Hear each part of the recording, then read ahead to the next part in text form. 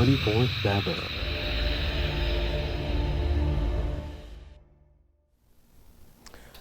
I'm sure you've heard from well-meaning Christians all over that out of evil cometh good, or God can take evil and turn it around for good. I'm sure you've heard of it, haven't you?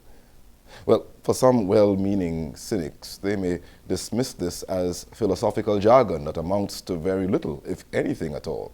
For what is so good about water inundating your house and causing all of your appliances to just be dissipated and destroyed? What's so good about your entire house being consumed by flames? You have lost everything. And God is still good? Yeah, right. Well, at least one woman in our studio believes that in the midst of crisis, there is still Christ, as we continue our series on Christ for the crisis. And her name is Cynthia Saunders. Thank you for taking the time to be with us on JC24/7. And guess what? She is a Christian of 70 years experience. Now, where was I 70 years ago? Where was I? Well, let's not get into that. But please, Sister Cynthia, maybe to set the record straight, how has God been to you all these 70 years? He's been good. Yeah. I had different experiences, but all worked out that God is good. You still look good yourself. Thank you. You look fresh like a rose. Have mercy. But in recent times, you have been through maybe a traumatic experience that may have tried your faith. Could you just take us through that? What transpired a few years ago? Well, my wall, around 10 to 12 feet tall, fell. It was a morning around 5:30. Water don't come right upstairs, so you go downstairs to get things started. So I had my 2 grandchildren, and we were going on the path to where the water tanks were and where there was a pipe. But it was dark. We didn't have a bulb out that morning. What time was it? Around 5:30. 5:30, okay. Right. Yes. Here you go, all right. And as we were going, I told him, you better wait. I'll go upstairs and get a torch. Right. And so you will be able to see. Right. And by the time I said that, a crash. And the whole wall, just a little after where we were standing, and the wall came tumbling down. You remember how long this wall is? Or was 100 feet. 100 feet in length, Yes. okay. Right. So if the children had gone a little further, they would have been killed. Okay. And myself too, because I was with them. Wow. Because we would have gone down with everything with the wall. Half of the wall went. Wow. Half was up. Right. But it was still very shaky. Okay, okay. How did that affect you? Oh, it was terrible because as a woman, we always like to have our houses looking I tell you. nice, spick and span. I think I know what And then you was thinking, well, if this wall is gone, what about the house? What about the house, right. If it would come down also. Wow. And so I just stood up and I told the kids, let's go back upstairs. The wall went down close, just at the back of my mother's house. Right. Part of the windows and stuff got damaged. Wow. But my son, who was there at the time, they got out. Okay, okay. And that was part of it. The other part remained all right. Right. Until 2 or 3 days after, the other half of the wall, the other 50 feet fell. Down. Wow, wow. How old is this house and how long have you been living in it, if you remember? My house? Yes. Around, let me see, around 30. 30 years. 30 years. Okay. This year would be Okay, around so you 30 have years. lost a 30-year-old dwelling place. You were fearful of losing Yes, that, right? yes. Okay, okay. At the time it fell, I suppose you may have questions placed to God, or you just had to secure your grandchildren? What did you do in the midst of, because that's early morning you're talking about. Yes. How did you begin to react? How did your day turn out to be? It was terrible because you don't know what to do. Right. We had a dog, and he got stuck in one of the walls. You've got to be kidding. Okay. And we had to get him out Right. and try not to fall in the part that was full. Okay. And it was so shocking that you really can't say, well, what you didn't know what to do. Right. And by that time, my relatives and friends who were living around, they Okay. came over. Okay. Okay. Now this happened a few years ago. Has the wall been reconstructed, or is it on its way to being reconstructed? It started. It's Okay. not completed. Okay. Just has a few more things to be done. Right. Okay. Because you still can't walk on that platform, because the platform, all of Oh, that the platform went. went as well. Okay. Yes. Okay. So the platform it's back. Part of the wall is up, but it still needs finishing Right. because you can still fall over if Wow. you know if Right. it's not Okay. right up to the level where it should be. Right. So now that you have realized that the reconstruction is taking place, could you tell us, please, how did that come about? Because I mean, I'm sure, didn't put the bricks together. How did you get your help to reconstruct? Well, to get the wall, the boulders, because the wall was made out of boulders. Right. Oh. So to get the boulders away from my mother's property, Right. I had a lot of Seventh-day Adventists from my church. Okay. They came and they removed it and they helped fixing, Right. moving the things back so that we could get the wall back up. Right. Okay. Because by that time, all the parts that was towards the house, Right. all that went. It had a platform, it had a walk. Okay. That whole walk went, everything went. Right. So you were seeing the whole structure of the house. Oh. We Okay. got people from the government came Right. to see it, and they told me to get out of it because the house was going to fall. But thank God it didn't. Okay. And you stayed in the house?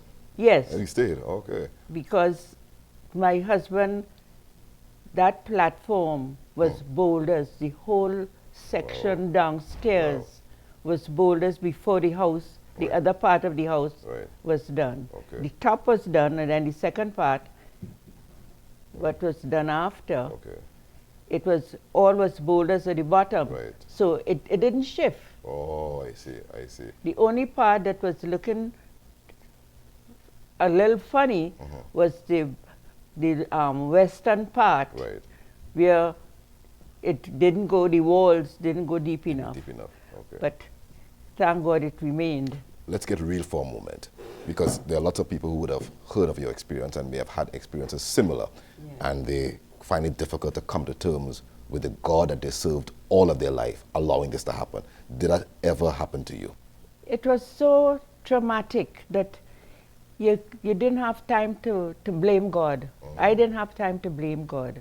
All I was thinking was how to get Him to help me, Okay. because the position that I was in, nobody could have helped. Right.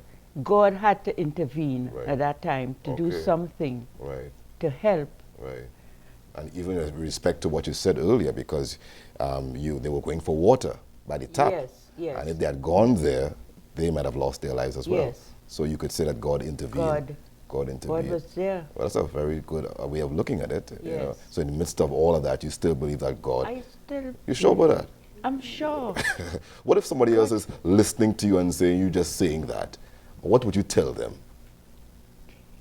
God is a God that you cannot doubt Him. Right. Because at the back of everything, you still have to go back and say, you still have to say, oh God. You know, in everything. Have mercy. Don't matter what you're going through, Right. that name always come up first in your mind. Beautiful. Can you look back now and say that there are some positive lessons you would have learned from this experience? Yes. I love my house very much. I enjoyed cleaning, Right, having nice curtains up, and you know, right. woman-like. I tell you. And then to see that I could have lost everything, but God still left it standing there 3 years after. Right. Nothing moved in that house. Have mercy. Only the walls, and he was showing me that the walls could come tumbling down, but I will keep your house Look at that. because I'm preparing one for you better than this. Have mercy. Talk to me now. He's preparing one better than this that I don't even know how it would be, but I know leaving it to him, Have mercy. it's going to be, Come on now. oh, Come it's on going now. to be You're getting me something to excited watch now. at. All right, there you go. There you Yes. go. So you can still thank God. I could still thank God. How do you want to thank God before we close this segment? In what way do you want to thank God? I would like to just sing just a little tune. Okay. Oh, you sing too? Yes, I do. I okay. love to sing. I know of your son. Your son is Cynthia Saunders. Yes. Oh, he's one of the most Yes. resonating singers, or singers Yes. that resonate with a lot of people. But Yes. could you share with us that song that you want to sing? Just give us a line or two. How can I say thanks for the things you have done for me? Things so unreserved, yet you gave to prove your love for me. The voices of a million angels could not express my gratitude. All that I am and ever hope to be, I owe it all to thee. Well, you have heard it for yourself. Cynthia Saunders, still thanking God in the midst of the crisis. She still believes there is a Christ. We will be right back. Once in darkness, now in light. Once blind, now I see. Once a sinner, now a saint. Once bound, now free. That's the power of the cross. See the chains fall.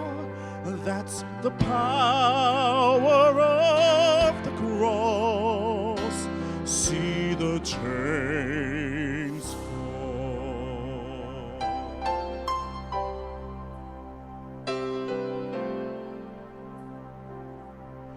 Once a stranger, now a child. Empty, now filled. Once condemned, now reconciled.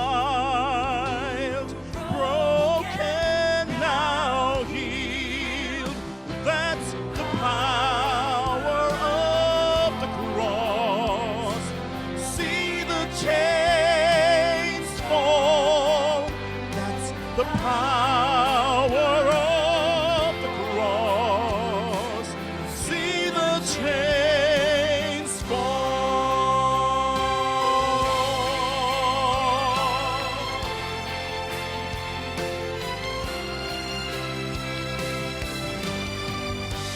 Once a prodigal, now home. Was lost, now found. Was an enemy, now a friend. Once more, now crowned. That's the power of the cross. See the chains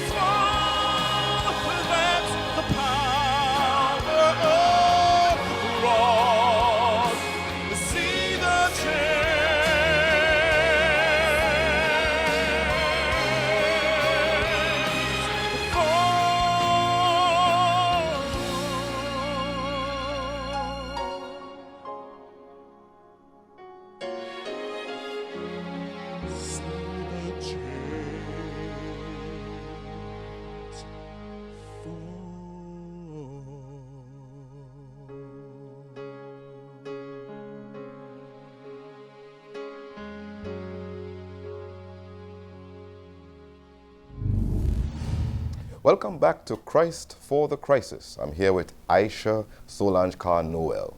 Almost a tongue twister. But she is an emergency and medical response entrepreneur. And she has taken the time to share with us her experience in helping victims of varied crises to cope. Thank you for taking this time to be with us on JC24/7. Thank you. Before we get into those varied crises that you have helped us or helped others treat with, tell us a little bit about your experience. How did you get here? You're now an entrepreneur of emergency and medical response. How did you become an entrepreneur? How did you arrive here? Well, some years ago, just as I left school, I wanted something that will give me experience in the work world. Okay. And my dad came up with the idea that I should volunteer, and how he did that was he handed me a publication. Oh. And I decided that I should be a volunteer as well. Okay.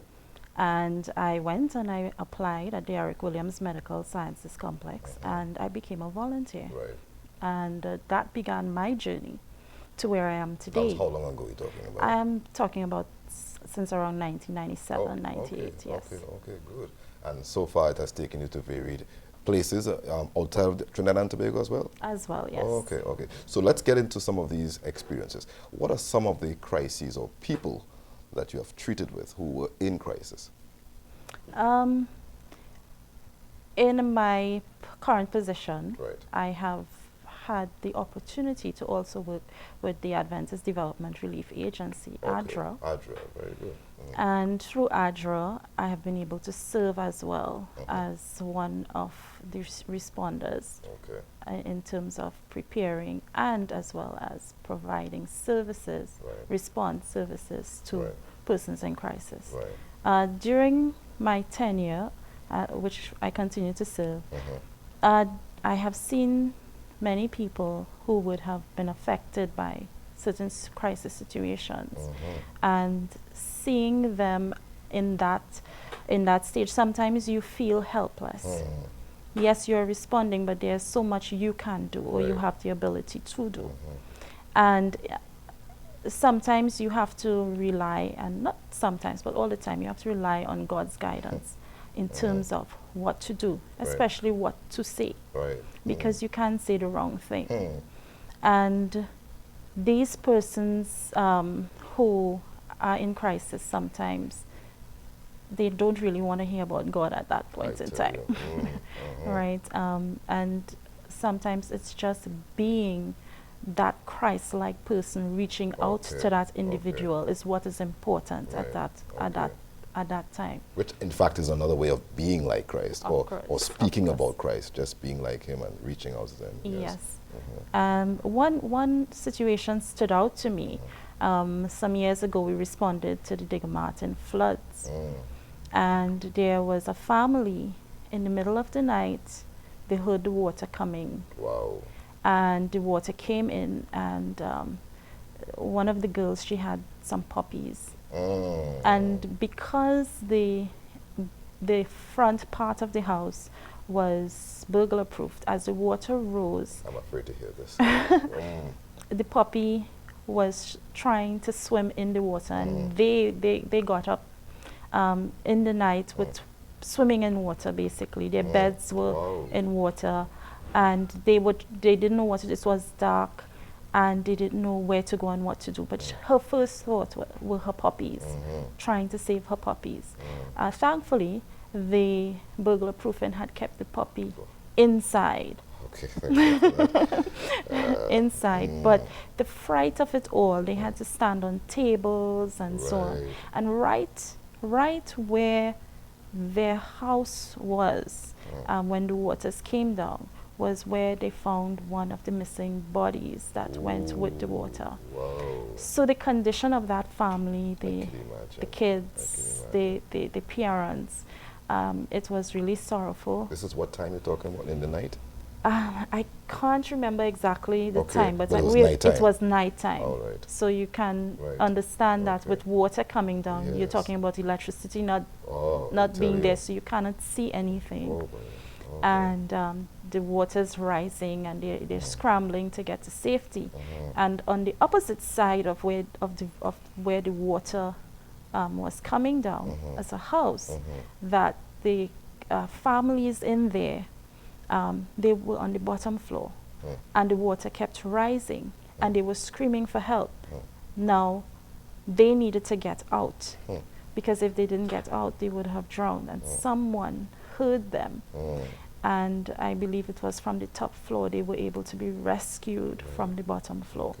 So being surrounded by all of that, and you're trying to reach out, what do you say that is comforting? I tell you. What do you say? One of the little girls, she just sat there staring. Everything, activities taking place around her, people are cleaning, they're, trying to help them, and she's just staring. She, you're talking to her, and she's not hearing you. And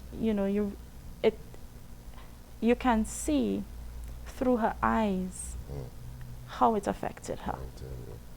And I suppose what you say has a lot to do with timing as well. Exactly. Because sometimes just being there is all you can do. Yes. And maybe all that they need for now, because they have to treat with what's happening right before their eyes. Yes. Are there other experiences where people came out saying, well, in spite of what has transpired, maybe not immediately, but eventually, I believe God was still in control? Well, one of my experiences with that would be some years ago, we were called to assist someone whose wife was in intensive care unit in the Port of Spain General Hospital, and she was not in a very good condition. And the situation was one where they had nowhere to turn. They did not know what to do. The gentleman, he was alone here in Trinidad with his wife. They came from another Caribbean island. They were a Seventh-day Adventist family. She had a baby, but something happened after she had the baby that caused her to be intensive care unit. And I prayed about the situation. I did not have the resources. We didn't know what else that could have been done. But with prayer and God's guidance, we were able to assist them in flying her out to another country that was able to care for her. However, because of the state she was in, the outcomes were not of the best in that she's not the person she used to be. She's now bedridden, and her husband has to take care of her. And in spite of it all, he has been very resilient in terms of thanking God that she is yet alive and she is with him. And he cares for her. I don't think it's out of obligation, but out of love and out of that expression that he feels in his heart that God can still work a miracle for him. Beautiful. Now, I know you can't divulge the name, and I'm not asking you to do that, but when you see the guy, just shake his hand for us. Because it's not very often you hear of gentlemen. I'm sure there are many of them who do it, but not very often do you hear of men reaching out to their wives, albeit she is bedridden, and he is still there loving her till the death. That's amazing. That's amazing. What is your response in terms of the God factor in all of the experiences you have had? I'm sure you can't share all of them right now, but when you sum it up, you know that God has to be alive in spite of the crisis. Could you maybe in a nutshell tell us or testify of how you believe God played his part and plays his part in the midst of crisis? Well, in the midst of crisis, I would have seen people who may not have believed in him turn to him. You're kidding me. And be grateful for in the midst of crisis. In the midst of crisis. And through my experiences, although some people may blame God at that point in time, because of how others and God being shown or showing up in others, how they present themselves and how they are responding to them, they are able to thank God for what he has done. Let me put it on our spot briefly. As you said just now, in terms of what do you say and what do you not say, for the benefit of those who are viewing, what are some of the things you do not say, if you could recall any things? Because, you know, sometimes we are so anxious to give comfort and zealous to be there, and we mess things up. What are some of the things you may want to advise our viewing audience not to do or not to say? One of the things that we don't say is to try to add bad experiences to what is already a bad experience. And there are some people who are very quick to give an experience about, oh, you know, my auntie or my uncle did so, and it was, you know, it does not help the person to cope. Certainly not. Certainly not. So what we want to do is just point to those good things. Right. The things that that person can be grateful for. Okay. Their children, right. their wives, their husbands, those things that's still present right. in the present, and bringing that person in the present Very is one good. of the best things that you can do for that individual. And standing by them, just listening, right. is also one of those. And I guess you don't ever say, well, it's not the end of the world. No, of course not. They don't want to hear that right now. They're going through Yes. their pain. Aisha, we got to stop for now, but you have to promise to come back to share more of these experiences, because I'm sure there are many other people who may want to know that there are others who are going through a similar predicament, but they came out on the other side still thanking Jesus Christ. Yes, thank Well, God. it was Paul who said in Romans chapter 8, and I think it's verse 28, that all things work together for good to them that love the Lord, to them that are called according to his purpose. Please underline the most important word, I think, in that text. To. A simple, short word. To them, not for them. All things work together for good, but to them, which means everything that works in your life, whether good or evil, it only takes those who love the Lord to know and to see the good in it, to see God in it. So if you don't know him, get to know him, and I guarantee you, you will see Christ in your crisis. Thank you for taking the time to be with us today, and we look forward to having you once again on JC24/7. Goodbye.